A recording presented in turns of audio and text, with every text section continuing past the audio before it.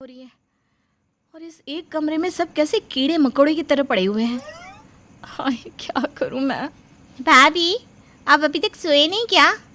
हे भगवान, अब क्या करूं। कहीं इसने मेरी बात तो नहीं सुन ली। नहीं नहीं, बस सोने ही जा रही थी। देवरानी जी, अगर आप सोई नहीं हो तो क्या आज मैं आपके पास सो जाऊं? प्लीज़ मना मत करना, मेरा बहुत मन है आपके साथ सोने का। हाँ हाँ, क्यों नहीं।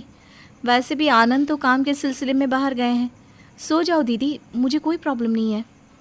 अब दामिनी की जिठानी अपनी देवरानी के बगल में जाकर सो जाती है और तेज तेज खर्राटे मारने लगती है। अपनी जिठानी के खर्राटों की वजह से दामिनी को नींद ही नहीं आती। वो परेशान हो जाती है। हद हो गई, भला इतना जोर का कोई खर्राटा मारता है क्या। पता नहीं जीठ जी इसके साथ कैसे सोते होंगे। और पापा, आपको तो मैं छोड़ूंगी नहीं, कभी बात भी नहीं करूंगी आपसे। बेचारी दामिनी शादी करके फंस जाती है। अब इसी तरह से कुछ दिन बीत जाते हैं।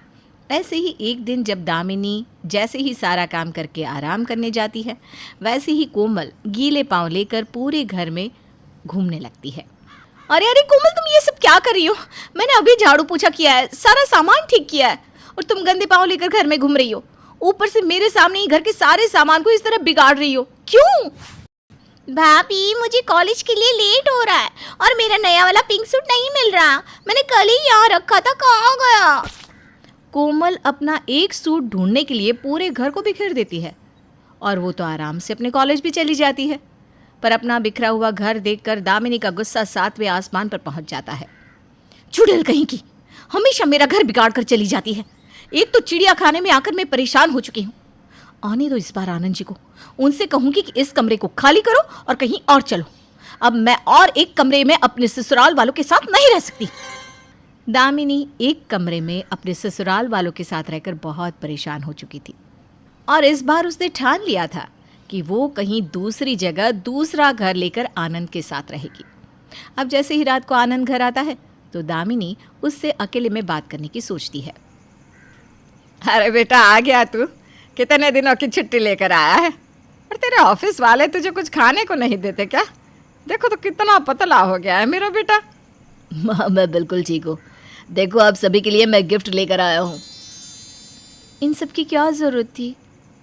वैसे आनंद जी, मुझे आपसे कुछ बात करनी थी। हाँ तो कहो ना, मैं यहीं पर तो बैठा हूँ। अभी नहीं, थोड़ी देर बाद। वैसे इतनी भी ज़रूरी बात नहीं है। इतने दिनों बाद आए हो आप, माँ जी और अपनी बहन से अच्छे से मिल तो लो। अरे बहू, हम तो मिल चुके हैं, अब तू नहीं मिलेगी क्या अपने पति से? मैं यहीं बैठी हूँ, जाकर तू थोड़ा आनंद से बात कर ले, तुझे जो भी बात करनी है। कोई बात नहीं माँ जी, इतने दिनों बाद आनंद जी आए हैं, आप बात कर लीजिए, मैं तब तक चाय बना कर लाती हूँ। खुसट बूढ़ी, हम दोनों को 5 मिनट अकेला छोड़ेगी तब तो मैं कुछ बात करूँगी ना। गूंद की तरह चिपक गई है अपने बेटे से। ये नहीं कि बेटे को बहू के साथ 5 मिनट के लिए अकेला छोड़ दो। दामिनी आनंद से बात करने की काफ़ी कोशिश करती है, पर एक ही कमरा होने की वजह से उसे समय ही नहीं मिल पाता कि वो आनंद से बात कर सके। और देखते ही देखते आनंद के जाने का समय भी आ जाता है। देखते ही देखते कैसे 10 दिन निकल गए पता भी नहीं चला। और मुझे जिस बारे में आनंद जी से बात करनी थी वो बात तो हो भी नहीं पाई। ये सोच सोच कर दामिनी परेशान हो जाती है और चाह कर भी कुछ नहीं कर पाती। समय के साथ एक कमरे में वो ससुराल में रहने की आदत डाल लेती है। ऐसे ही कुछ महीने बीत जाते हैं और एक दिन मेरे बेटे के बाद में जिनकी शादियां हुई थी उनके भी पोता पोती हो गए। पता नहीं मैं कब अपने पोता पोती का मुंह देखूंगी। बहू, आप जल्दी से खुशखबरी भी सुना दे। माँ जी, जब आप मुझे मेरे पति के साथ अकेला छोड़ेंगी तभी तो मैं आपको कोई खुशखबरी सुना पाऊंगी ना। पर आप लोग तो इस घर से कहीं जाना ही नहीं चाहते।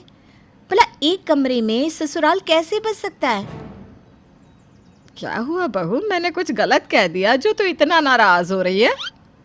ना ना, आपसे कभी कोई गलती हो सकती है क्या? माँ जी, मैं आनंद जी से एक छोटी सी बात नहीं कर पाई और वो ऑफिस वापस चले गए और आप मुझसे पूछ रही हैं कि मैं नाराज़ क्यों? आपको नहीं लगता कि अब हमें 2 कमरे ले लेने चाहिए? आखिरकार दामिनी का गुस्सा आज सबके सामने आ ही जाता है। वो नाराज़ होकर अपने काम में लग जाती है, पर अर्चना अपनी बहू की बातें समझ जाती है। अब इस बार जब आनंद आता है तो आने के साथ वो कमरे को छोड़ने की बात करता है। चलो, हमें आज ये कमरा खाली करना है मैंने बड़ा घर लिया है सबके लिए और अपना खुद का कमरा होगा दामिनी। अब तो खुश हो ना तुम? नया घर? मैं कुछ समझी नहीं। अरे तुम मुझसे यही तो बात करना चाहती थी ना।